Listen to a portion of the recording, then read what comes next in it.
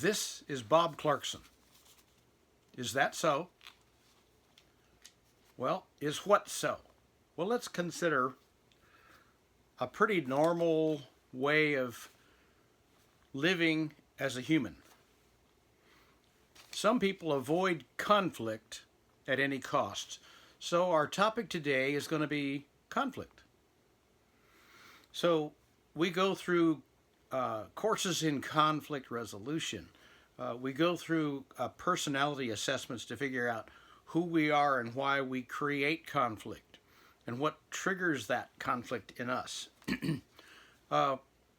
We do everything we can to figure out why it's happening, and then we try to use all of that information, all of that knowledge about ourselves and about the process, and we try to avoid conflict. So if we know that something we say is going to trigger a negative and strong response from someone, we may refrain from saying that particular phrase that'll trip their trigger.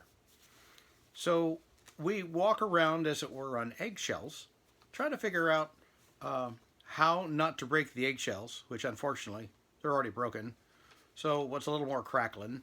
But we try not to offend to avoid this conflict. And yet, when we look at conflict from a higher perspective, I'm going to go all the way to the limits of the universe. Now, we have an idea what those limits are, and the map of the universe is even in the shape of an oval or ellipse. And it's like, okay, and we're here in the middle of it somewhere, but everything in the universe is in conflict. Chaos. There's chaos everywhere. And even something as simple as the food that you prepare to put on the table. You know, you're creating a recipe of the greatest soup in the world, a really fantastic potato soup. Well, you mix in a whole bunch of ingredients. You talk about chaos. We stir this stuff together, and it's altogether different than the individual things going into it, and yet we whip it together, so there's some chaos, there's some conflict. We stir it in a little more, and then we cook it, get it good and hot, and all those molecules are bouncing around in huge measures of conflict with one another in order to come up with a consistent recipe flavor that permeates evenly through the entire pot of soup. Well, everything that we enjoy requires friction. Imagine, I'm driving my car. It takes the friction between the rubber in the tires and the pavement to propel that car forward. I was fascinated to share with one of my buddies just yesterday, and he hadn't thought about it before. Isn't it amazing, all the tires that are worn to nothing and no black rubber all over the highways? Where does it go?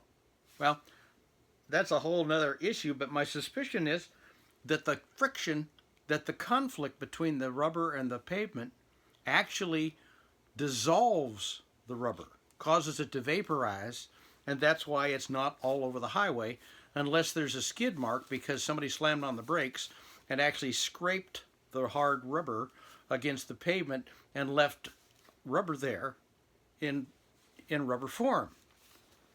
Now, we come to even things like, let's go to the amusement park, and we just love going to the amusement park. Carowinds, Emerald Point, Boblo, you name it. We go to these places, Disney, and man, we want to ride the rides that create the greatest conflict in our soul and make us feel fear, terror, pleasure. Whoops, my stomach is up there because I'm on the downhill slope of the what's it called, roller coaster. And it's all of that conflict that causes the amazing sensations that cause us to keep paying big bucks to get a ticket to go into Disneyland or any other amusement park. We watch the news. If it doesn't if it bleeds, it leads, they say. So they don't even forecast news that isn't going to evoke some emotional response from the listener, from the watcher. And we sit there and we watch wars being recorded. We watched all sorts of newscasts and everything from just slanderous comments and opinion to watching people destroy each other with military might and weapons.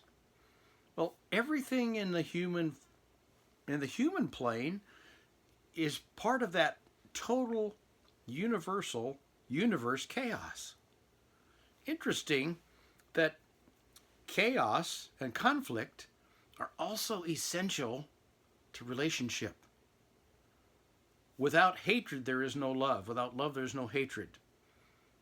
Without delight, there's no misery. Without, we can look at every emotional chord or every emotional string on the guitar, and at opposite ends are the opposite feelings of the same chord. And yet, there's no music unless you strike, strum, or use a bow on the chord, on the strings. There's no music unless you have the conflict of the drum rattle and the drum roll and the blast of the trumpet and you name it. All of these things are conflict, but they conflict in a way that are entertaining. And if they're done in a certain way, they create pleasure. If they're done in another way, they create misery. A real loud finale in a symphony orchestra presentation consumes you to the heights of euphoria. If you're a musician, you love it. That same decibel level, somebody shouting at you in your living room, is going to make you think they're really mad and you got a real problem. Same decibel level. We're complaining about how loud it is, but loud in the context that we appreciate loud, and loud in a context where we don't want it, give us a totally different response to the conflict of decibel, conflict of the airwaves that create the sound. So when we look at conflict, and we look at all of the courses that we study in psychology and psychiatry and neuroscience and all of these things, we're looking at conflict as a negative thing, and how do we resolve it? We go to counseling to resolve the differences between two partners in a marriage. Well, okay. What is the best part of a marriage for some of us is the making up after the argument. We realize when the argument is over and the conflict has gone down, that we've both been able to express the stuff that was bottled up and get it out of there, and then hug each other and actually come closer together rather than be pushed farther apart. Now, the conflict can do either one. Conflict can drive us apart and drive the wedge deeper until it's irreconcilably different. But conflict, if it's used in its appropriate and finest form, helps us understand another person's point of view when we let them express something we don't want to normally hear, but because it's you, I'll listen. Well, the more we're willing to accept someone else's difference of opinion, different understanding from our own, the more harmony we have relationally speaking. But it's not because we eliminated the conflict, we chose not to let it drive a wedge, but rather to be a bonding agent. We get to use conflict to our advantage, or we get to let conflict take advantage of us. So when you're looking at conflict in particular, there are different levels of conflict that we go through. And some of them deliver it as a three-step process, but it's only when you get to the highest level of conflict, that third level of conflict, that the most meaningful things happen. Now, I'm of one political persuasion. I have friends on the opposite side of the aisle politically. And a few years back, I made the mistake of sending a joke that was of my political persuasion to a bunch of my email respondents, and one of them was of the opposite party. Well, I got a stinging email back, and I thought, oh, I have broken the relationship forever. And I didn't know what to do because this person was also very dear to my spouse, and so now I would have offended not just her friend, but her as well. Whoa, what do you do with that? So I sought the counsel of God, and he helped me craft a letter to her that explained, look, I apologize. I wasn't thinking when I hit the send button that you might react to this because your views are kind of opposite in many respects on the political front. But I assure you, my dear friend, that I really love having you, even with an opposite political persuasion, as a friend, because when you tell me how you see life, it really broadens my view. It makes me, one, more open-minded toward people who think like you. Because I love you so much, I want to accept that no matter what. I don't want to lose my friendship over this. But also, it helps me see that just because we don't think in the same way politically doesn't mean we can't be friends and we can't love each other enormously. You know, you don't have to have brown eyes for me to love you because I happen to have brown eyes. Well, I don't have blue or hazel or something, but the key is, if we can only love people that are just like us, it's far less interesting than if we have friends that bring variety and spice to our lives because they are actually different from us and can add richness to us. I was in an organization, kind of a para-organization. My wife was in a sorority called Alpha Delta Kappa. And it's an honorary sorority for women educators. They call it today honorary organization. It's still a sorority. It's only women. For women educators, and you only get in by nomination. Well, you get in because you're the best. You're invited because they called out the best. I got to be in the men's association in the near the chapter where my wife was a member, and we raised money and helped provide scholarships for some of the women on special projects or some students that they had, and I did everything I could to just be as helpful as I could. And ultimately, the conflict between a man being visible and involved actively in their organization, which he's not supposed to be, it's a women's group, was finally appreciated and adopted to the extent that they called me Sister Bob all the way to the international headquarters in Kansas City.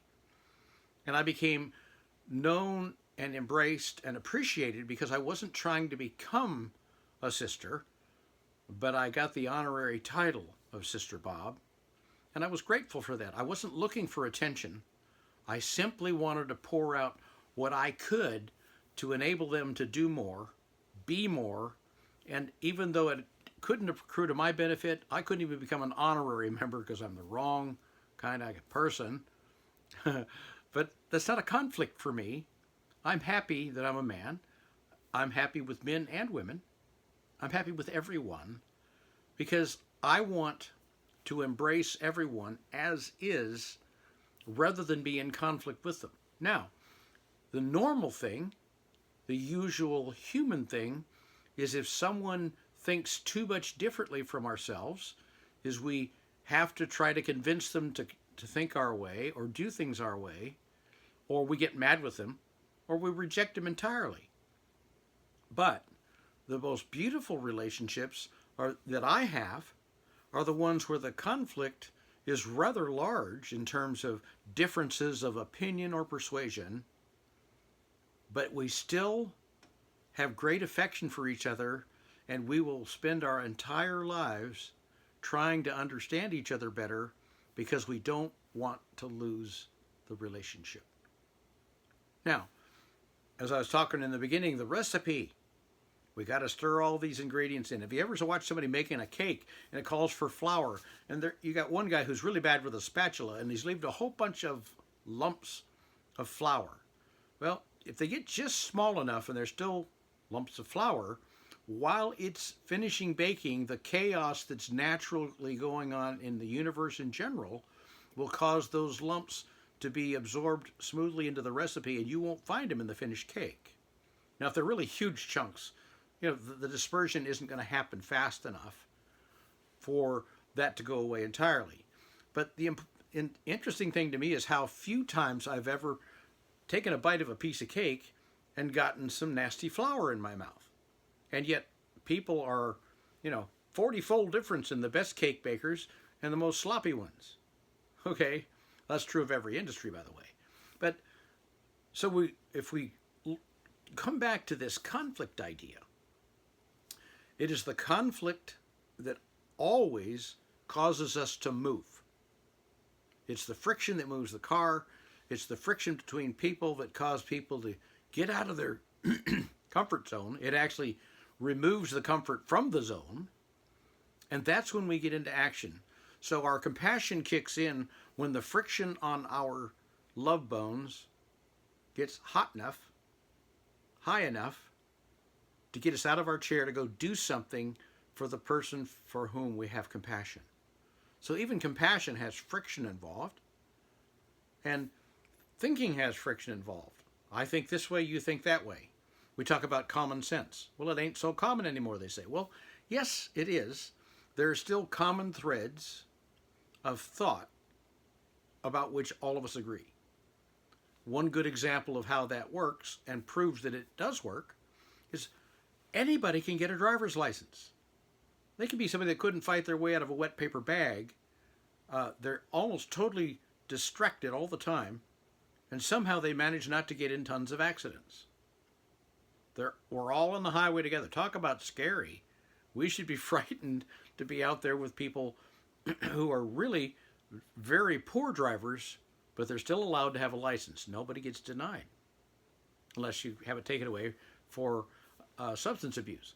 So essentially, we're looking at conflict. If you look at it from God's perspective of creation, the whole paradigm, all of the pleasure is in the conflict and the friction happening in the right manner and being used in the right way. So instead of trying to avoid conflict, consider it an opportunity, if you'll hold your tongue long enough to hear somebody like Bob Clarkson spout off and hear the whole 20-minute video. You may have disagreed with something I said in the beginning and agree by the end when you have it in the context of the full statement. Or you may still disagree. That isn't the point. The point is you will always have that in the back of your mind, or wherever you store it, maybe the front of your mind, but you'll have it there in your memory banks. And when life circumstances connect with that, it may cause you to get some value out of what I've said today that at the end of this session may feel like, wow, that was a waste of time. But nothing's a waste of time. And even coincidences are like conflicts, but all of them, I believe, are actually created by God. He causes me to have what I call divine appointments, but a lot of people say, well, that was just, coincidence you were there. Well, yes, it's a God coincidence. He had me and that person coincide at the same spot at the same time so that we could interact and have a relational interchange. So conversation, communication, or expression that we have between each other has to have some conflict involved in order to give us either pleasure or pain. And we're always looking not to be in the apathetic zone where everything feels flat. Now, some people love to be negative. They love the fight. They don't want resolve. They really don't want a relationship. They just want to fight. Okay? Reconciliation is not a mandate. I can reconcile myself to someone else and totally accept them and their differences, and they can still reject me. So reconciliation, since it requires both parties to agree, doesn't have to happen for either one to get set free from the normal animosities of the conflict between the personalities. We are made in the image of God as personalities. We have a heart, we have a soul, we have a mind. The heart is my want to. My soul is my feelings. My mind is my thoughts. And together those make up who I am. But then I have this body and my expression set to communicate my affections or rejections of other people. But the whole thing is about this personality likeness of God. Now we have a body. He doesn't need one. He can just plant thoughts in our heads. He can bring, all of a sudden we have this wild and crazy thought. I wonder where that came from. Well, I think that the Creator is kind enough to plant thoughts in my head. And that's how he talks to me most of the time. So instead of trying to avoid conflict, go ahead and take the courses and understand why it's there, where you may be on the scale of how rapidly you might create one or engage in one with somebody else who starts it. And it will help you give a different response that enables you to take advantage of the positive advantage of the conflict itself and learn from it instead of letting it burn up the opportunity for a great relationship. Embrace conflict. James says, welcome your trials as friends, or consider it all joy when adversities come, when a conflict happens, because that's when we get a best chance to see ourselves more clearly and improve our level of relational maturity. Holiness, righteousness are everything in right relationship. So take conflict and use it to build the best relationships you can. This is Bob Clarkson.